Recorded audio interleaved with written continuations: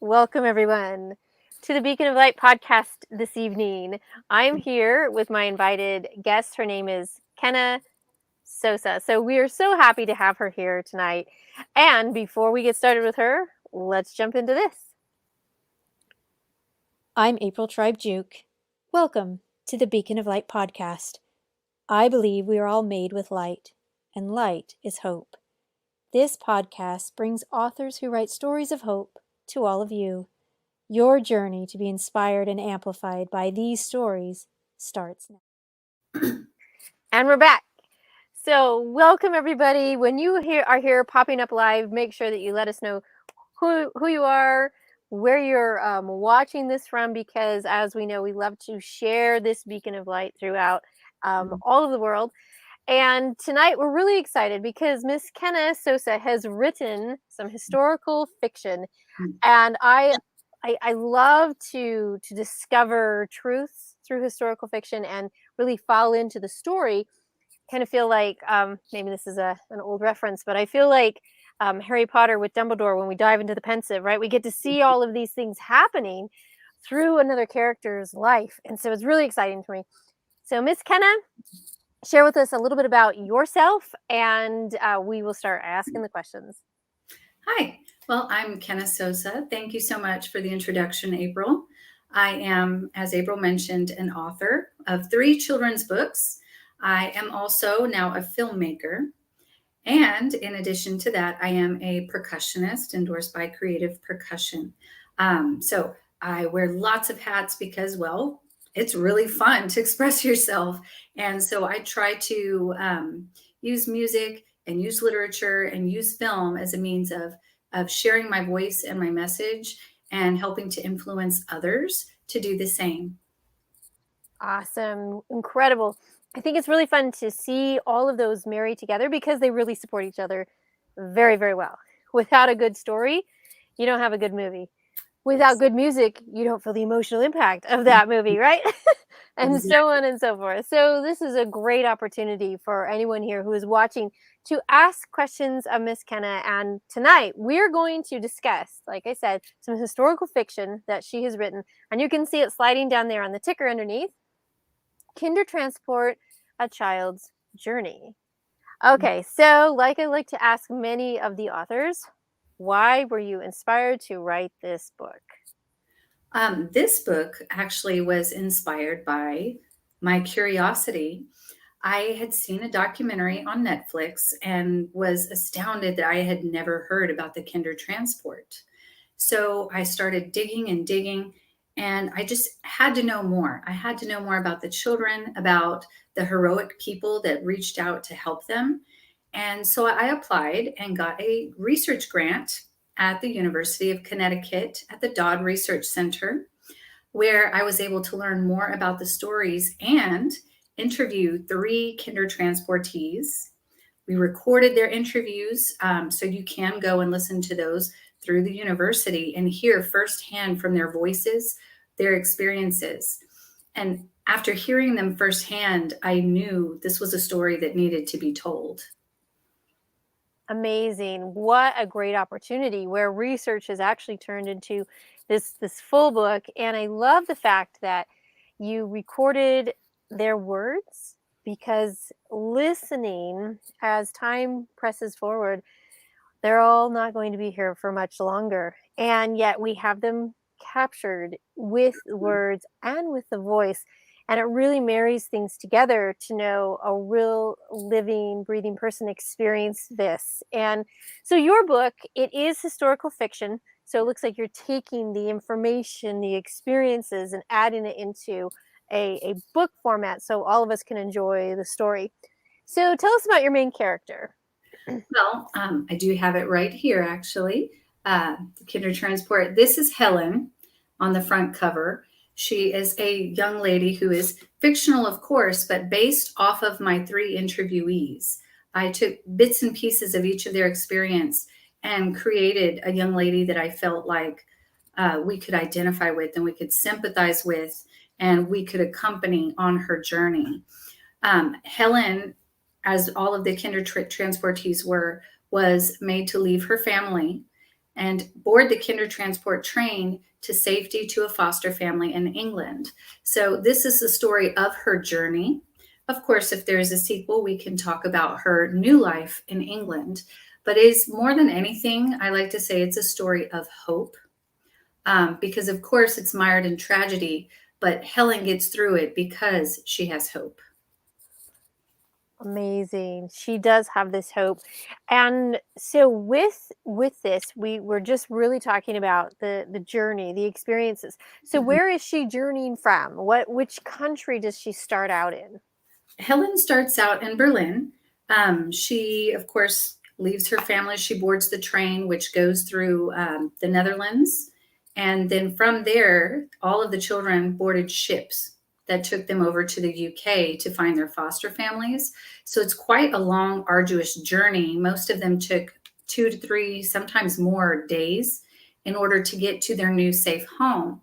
And that's, of course, because she left directly from Germany. Many of the children who were on the Kindertransport trains actually left from neighboring countries as well, including Czechoslovakia and Poland.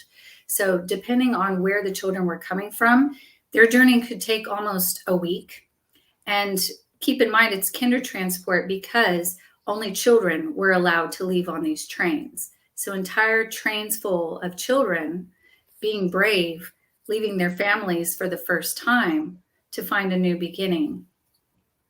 So in this conversation with your interviewees, I wonder if you asked a question, something like this, to think, did the child have any say or input when the parents made this decision? Or was it just kind of a sprung upon them, like one day, hey, we know things are getting bad and you're going to go over here and you leave tomorrow?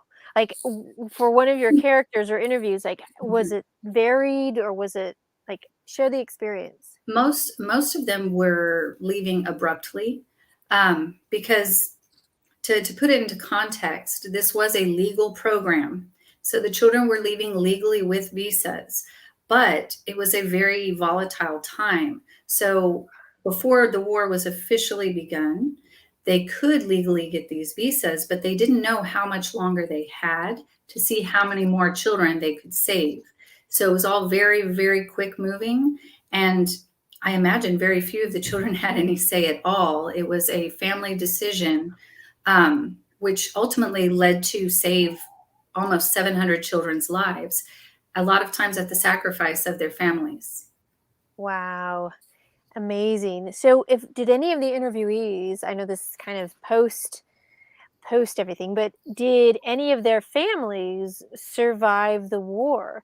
Were they reunited again, or?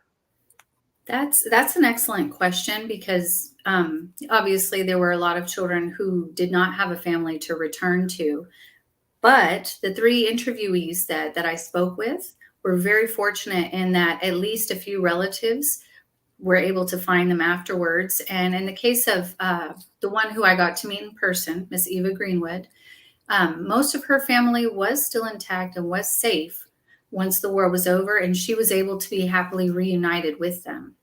So it varied child to child, just as the experience in the UK varied child to child. Some had foster homes in which they were very happy and treated very well, some not so much, and still others were sent to children's homes. So the experiences varied, but I feel like I got the story from people who had the most positive outcome that they could have had given the situation. And I'm glad I did because they expressed a great gratitude for having been part of this and for the people who risked their own safety and their own lives in order to make this happen. Wow, incredible. So I am not as familiar with this particular program. Knowing that it was a legal program at first is very intriguing to think about.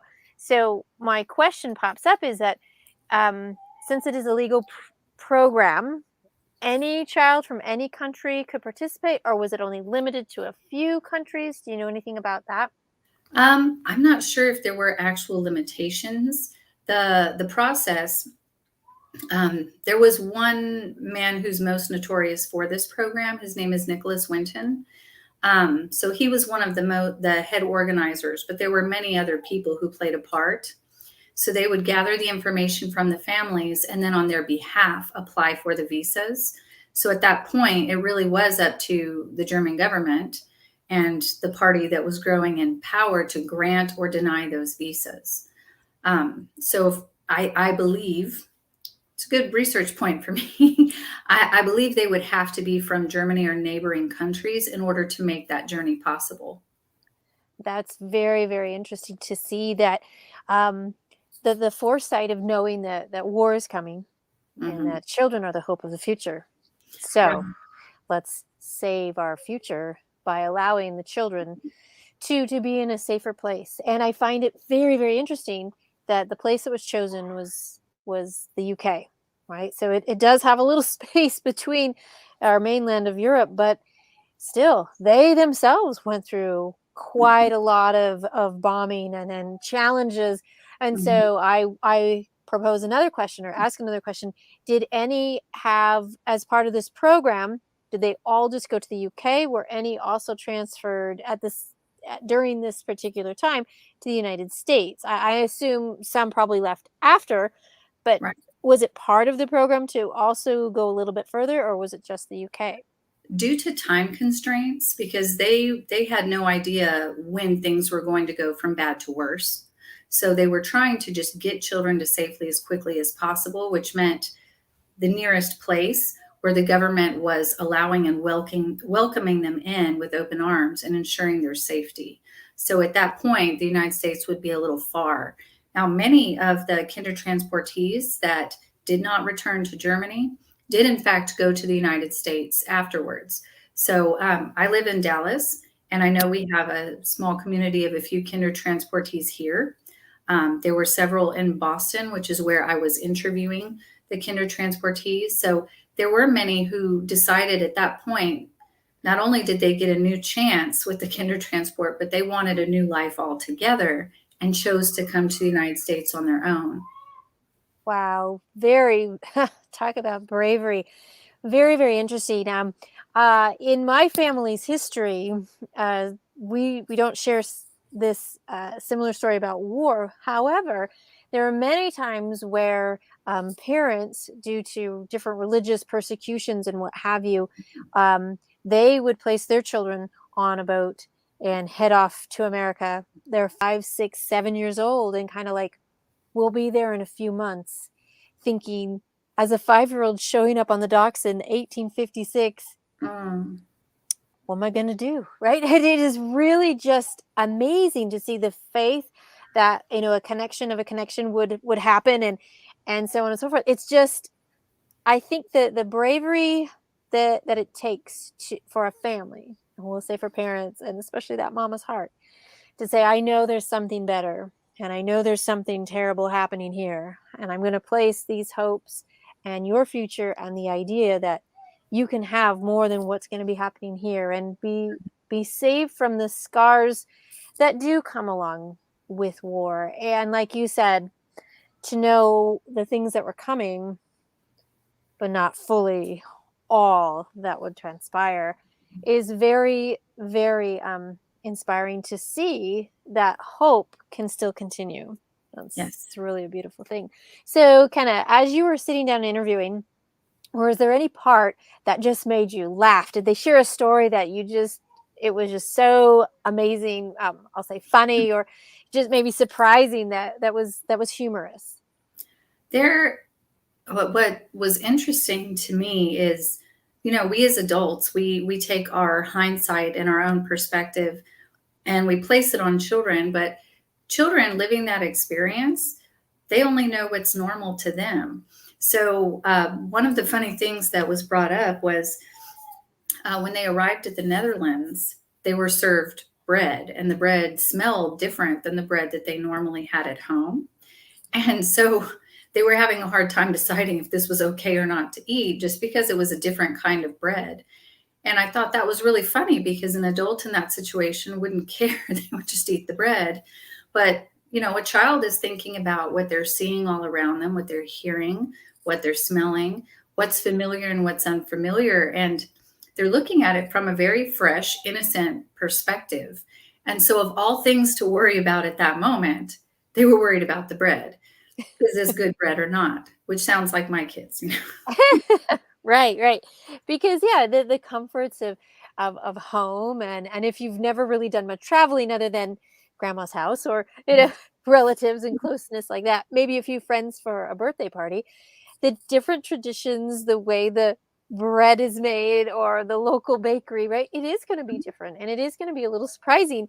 And I'm sure once arriving to England, very, very different culturally and things like that. But if they did find a home that was filled with support and love, I'm sure those things started to dissipate, and Mhm, probably just joined in with possibly other children to play the games and mhm. start learning the language and all of that. Pretty interesting experience.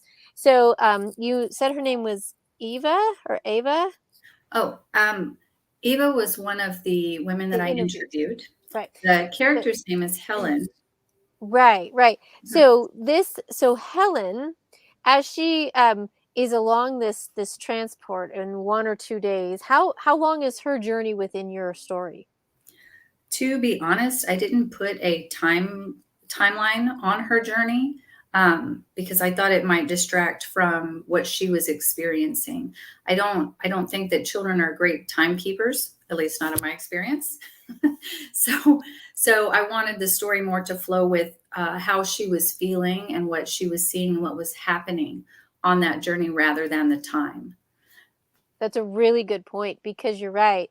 They do realize it is day and night. What Mhm. transpires between that and how many days and nights passed? It didn't matter. As long as the belly was full and they had a safe place to rest their head, I'm sure everything was going to be just fine. Really interesting. So now you've got a train load at first of children.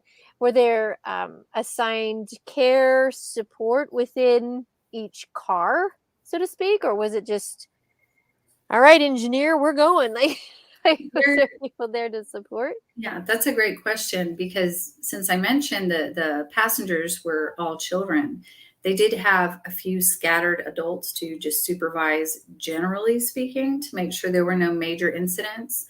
But they weren't assigned a specific caretaker, or, like we would in a school, 4 to 5 kids per teacher or per support person. It really was huge train cars full of children and maybe an adult here or there. But they were, in a way, still largely on their own within those train cars. Most of the younger children, which went down to as young as babies, were being taken care of by older children. So were there families, for example, if you had, we'll say, 3 children all under the age, oh, and that's another question. Was there an age limit to this? Like, uh, Ooh, I have to look back at that, but it had to be late teenage years. teens? So Yes. if there was a family, let's say there was an infant and a 5-year-old and an 8-year-old. Okay, Margaret, here you go. We're gonna take everybody and take care. What a big responsibility. Mhm. And you really shoulder a lot to have that happen and go through, and to Yes. really trust that mom and dad, family who you've left behind, heading out to a new country, they know what they're doing, or at least you hope they do. And the experiences there through the traveling, Mm. I'm sure, felt surprising or maybe scary. Were there any stories that they shared with you of maybe trains being stopped or searched, or anything that caused them fear? Yes, there. Of course, the entire time wasn't fearful, but mostly because a lot of them didn't quite understand what was happening and where they were headed in order to be fearful. But one of them did mention a time when the train was stopped and Nazis did board the train and were walking through and looking, going through some of their items to see, I guess, if there were things to pilfer, anything of value to take that from the children. And of course, they were very scared. So they kept quiet, they kept still, they kept their heads down. And a few moments later, after some yelling, after being frightened, they were left unharmed. So at any point, yes, the trains could be stopped and searched. And they really had no way of putting any regulations on that. They were under the mercy of that group. There was another story that I kind of touched on in the book. But one of the interviewees mentioned that there was a family, a parent who was so distraught at leaving their child, they wanted to change their mind. And so they were running alongside the train, screaming and crying and reaching at that window, hoping that they could grab their child, that obviously it was too late. So that, of course, could be very, very frightening and upsetting. And I made sure this book was readable for kids, but I didn't sacrifice the real emotions that they went through. Helen talks about being sad. She talks about being kind of angry with her parents a little bit on why could they abandon her like this? Why would they do this to her? Were they angry at her? And that's why she was being sent away, because she's trying to digest and understand how this could even be possible. And then when she meets this little boy who's crying and screaming for his parent who's running alongside the train, her fears and her anger are overcome with love and sympathy for this younger child. And so she kind of takes him on and helps him, and that helps her stay hopeful. And it helps relieve her of some of the anxiety of what's going on. So I wanted to make sure that all of those things were reflected in the story, because it's not a simple happy-go-lucky tale. It's a complex tale lived through the eyes of a child.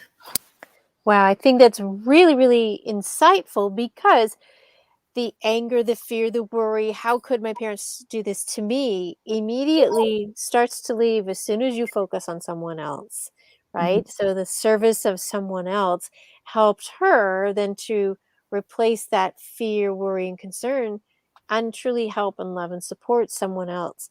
And even as a child, they can understand how to do that, and what humanity within that part of the story.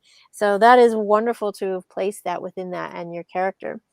So Kenna, in these interviews, now that you have the book, you maybe mentioned a future book of what happens when they arrive there. So does the book end with just the boat coming into a harbor? Does it end with just seeing the coastline? Like, what happens with our character Helen? That's a great question, and it's kind of complex. When I first wrote the story, I intended it to be a picture book. So I intended it to be a little more simple, and straight to the point. But I had some trouble finding someone who wasn't afraid to publish a story about, of course, something related to the Holocaust in a children's book. Um, that being said, the publisher that I have accepted it, and then later asked me to rewrite it as a middle grade chapter book so that we could flesh out more of the story and really tell in a juicy, heartfelt, and real way what Helen's journey was. And while I was terrified, I'd never written a chapter book. I'm so glad that she made me redo it that way, because I think it's a much better book thanks to that. And it was my first award winner. So obviously she was right. Thank you, It was Vivian. right. um, but a lot of the feedback that I got from people was, well, what happens next? She arrives in the UK. She's on this ship. She's looking out and she's talking to her mother in her head. And she's telling her mom that she's ready, she's going to be brave, and that she's going to be okay. And that's where I ended it, because it is a journey of hope. And it's open now for the reader to imagine what her life is like. It's also left open in case they asked me to go ahead and write the sequel or a series, as a lot of people had mentioned that it would make a great series.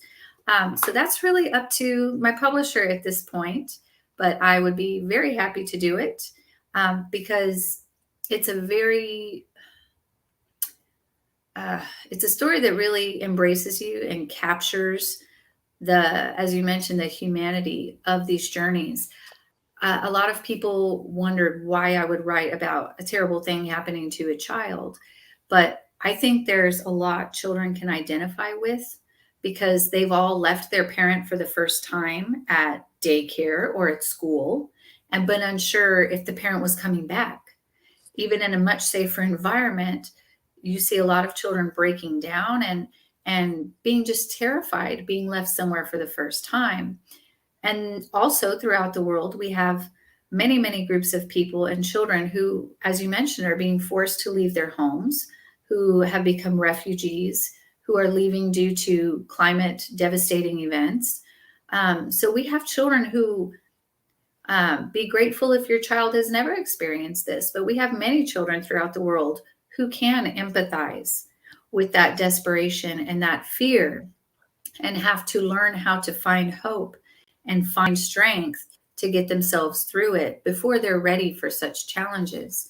So whether it's specifically about Helen or not, I would be absolutely thrilled to write a series about brave children doing just that. Oh, well, I encourage you to do that because if anything, our children need this bravery.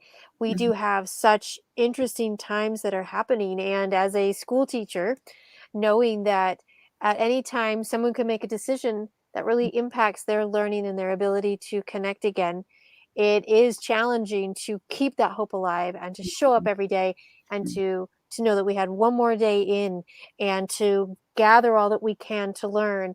And an urgency about this concept, and it's very, very inspiring to see the kids, they're kids, but really they're still high school, so kids still. That idea of how this youth is embracing and saying, whatever happens, I'm still going to show up. I'm still going to keep going. And that hope, like you said, is really, really valuable. So I highly encourage you, hello publishers out there, let's do this thing. Let's get this thing going because we need more of these stories. We need to understand our past so that we can embrace the future now, so that we can give that hope going forward. So, Kena, with our last few minutes here, what would be your 2-minute kind of takeaway, a beacon of light, information of hope that you would like to share with our audience tonight? Well, more than anything, I think hope is important because it is the one and only thing that you have in this world, regardless of your situation, that keeps you going. When you have something to look forward to, no matter what else is going on around you, you will get up. And I say that because, having been through certain things myself, the present seemed daunting and constricting and terrifying. But as long as I thought about what I'm looking forward to, I'm looking forward to seeing my friend next week, or I'm looking forward to my favorite food in the fridge, or I'm looking forward to, all the chaos right now eventually being over. As long as I have that, then we'll find a way to get through the rest.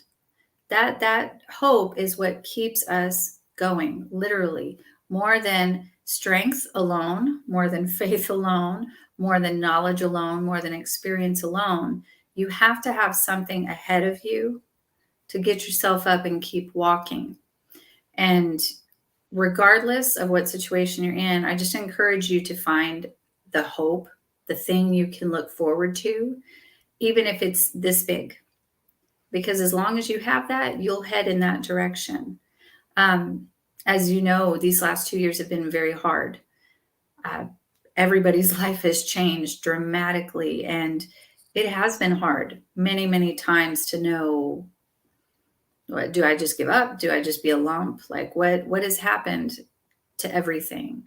But I look at my sons and I remind myself I have their future to look forward to. I have to look forward to that they're going to make me laugh today about something ridiculous that I wouldn't have thought of on my own. I have stories to write, even if nobody reads them. I have films to make, even if no one sees them. I have a drum to play that makes me happy and keeps me going. So even if it's just me by myself, there are little glimmers in there that make it worth it. In the deepest, darkest water, you can see the sparkles of light. And we're drawn to that. We're always going to be drawn to light. So focus on those glimmers and move forward. Beautifully said. They are those pinpoints for a reason. Thank you so much, Miss Kena, and thank you those who have joined us tonight. Please watch it again on the replay, and we will see you later. Thanks, everybody. Goodbye. Thank you.